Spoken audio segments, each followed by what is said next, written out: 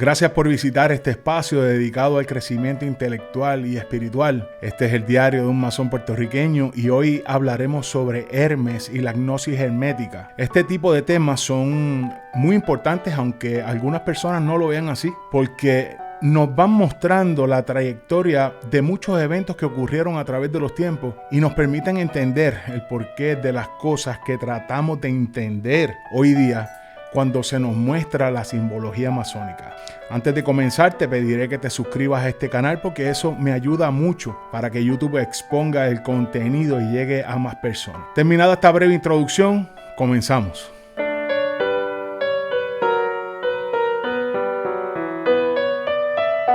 Los textos del Corpus Hermeticum fueron escritos en Egipto al final del siglo III, o más bien transcritos por autores desconocidos. Estos textos son parte de una obra mucho más amplia, atribuida al personaje mítico de Hermes Trismegistos, que había vivido alrededor de 3000 años antes de Jesucristo.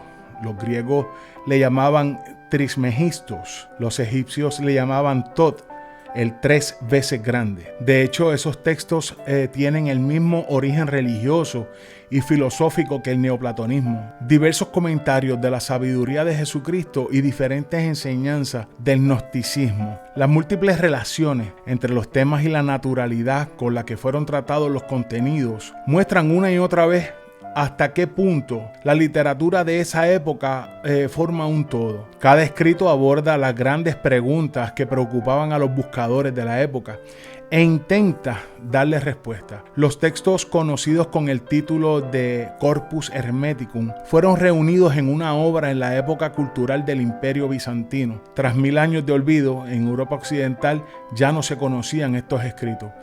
En 1460, una copia cayó en manos de comerciantes al servicio de Lorenzo de Médicis.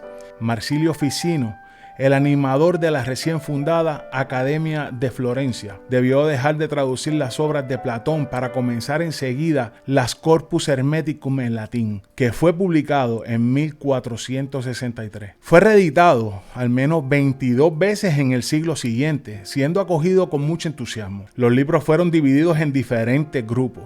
El libro primero, Poimandres, habla de una revelación de las cosas esenciales hechas a Hermes cuando Poimandres, el alma espíritu, expresión del espíritu universal, se le aparece interiormente. Los 8 siguientes libros se pueden clasificar con el título de discurso general. Son cortos diálogos o textos que transmiten algunos puntos fundamentales de la filosofía hermética. A continuación, el libro 10, la clave, da una breve idea de los textos del discurso general. Los 4 siguientes libros, del 11 al 14, entran en los aspectos más míticos de la enseñanza de Hermes. El espíritu habla a Hermes, el espíritu que lo penetra todo. La conversación secreta en la montaña y la carta de Hermes a los Asclepios sobre la esencia del todo. El conjunto se termina con los aforismos. Una carta de Asclepios al rey Amón, libro 16, está probablemente compuesto por 3 fragmentos de un escrito más largo.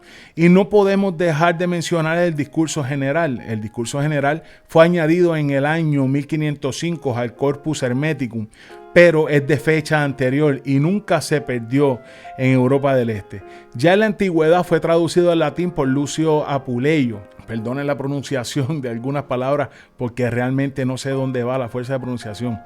Pero su escrito más importante es Metamorfosis, muy difundida en la Edad Media con el título del Asno de Oro. El libro 11 de esa obra contiene una de las mejores descripciones del culto a Isis en el mundo romano. Agustín de Hipona cita ampliamente a Asclepios en su obra La ciudad de Dios, citas extraídas de una antigua traducción al latín, y en la Edad Media hasta el Renacimiento circulaban muchas copias de este escrito. Desgraciadamente se perdió el original en griego, aunque se encuentran citas de dicha obra en diferentes fuentes antiguas.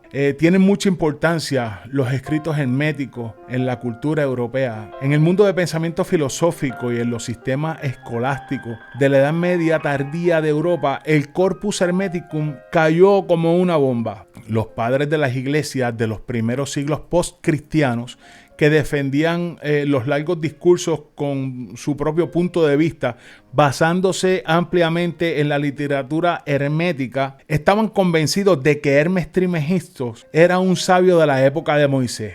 También en el Renacimiento se estaba convencido de que el Corpus Hermeticum había influido en el pensamiento judío y griego, porque fragmentos de origen judío y griego aparecieron en textos herméticos. En consecuencia, se deducía que el Corpus Hermeticum sería la sabiduría más antigua de la humanidad. La filosofía hermética fue considerada como la propia tradición de la sabiduría del origen y fue equiparada a la sabiduría de Egipto, la cual fue nombrada y elogiada en el segundo libro de Moisés y en el Timaios de Platón. Por esto, la enseñanza de Hermes apoyó a todos aquellos pensadores que intentaban escapar de la mano del verdugo del pensamiento aristotélico, de la escolástica, que amenazaba con asfixiar el libre desarrollo del alma.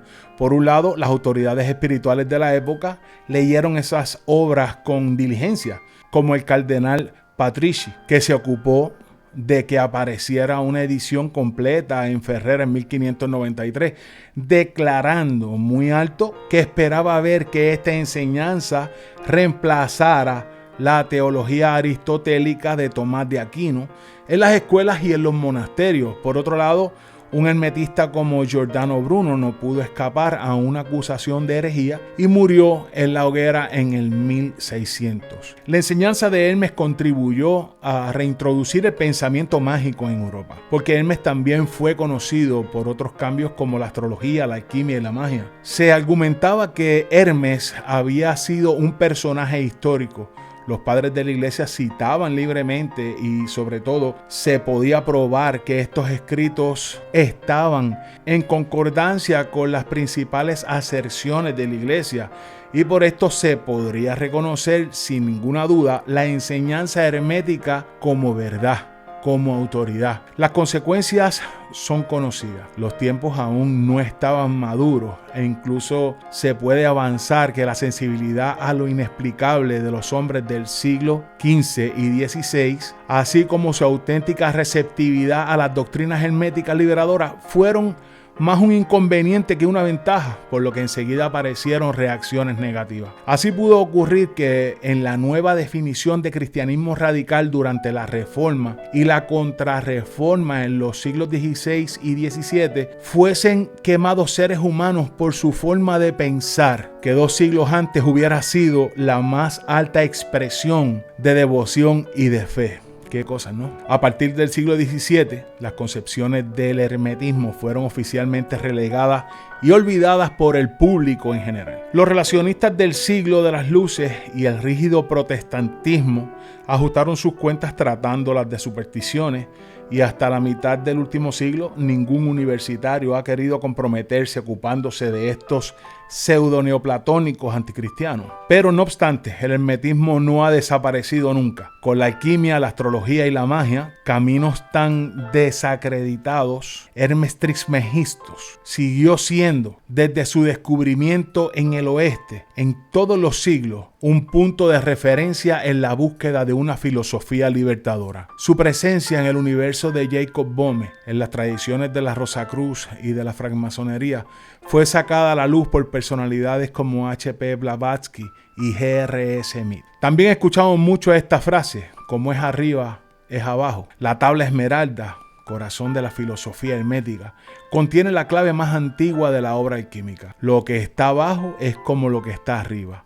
La interpretación podría ser, se exige que lo que esté abajo, la naturaleza que sigue sus propios caminos, sea armonizado con lo que está arriba, con el espíritu. El mundo de la naturaleza y del hombre está desorganizado, ya no es el reflejo de la armonía y de la belleza del espíritu. Un proceso alquímico hace retroceder la antigua conciencia natural, despertándose completamente una nueva conciencia centrada en el espíritu. La tabla esmeralda describe este proceso. Es necesario esforzarse en extraer lo que es sutil de lo que es grosero. Ay, por favor, apliquen esto, bendito sea Dios. Es necesario esforzarse en extraer lo que es sutil de lo que es grosero. Ha sido una disertación un poco extensa para lo que debería ser en YouTube, pero me parece muy interesante e importante conocer estos detalles, y es que si no conocemos nuestro pasado, nunca entenderemos nuestro presente. Suscríbete a nuestro canal, regálame un like, toca la campanita para que recibas un campanazo cada vez que subo un nuevo video. Comparte y comenta, ayúdame a llevar un poquito de luz a donde haga falta. Gracias y hasta la próxima.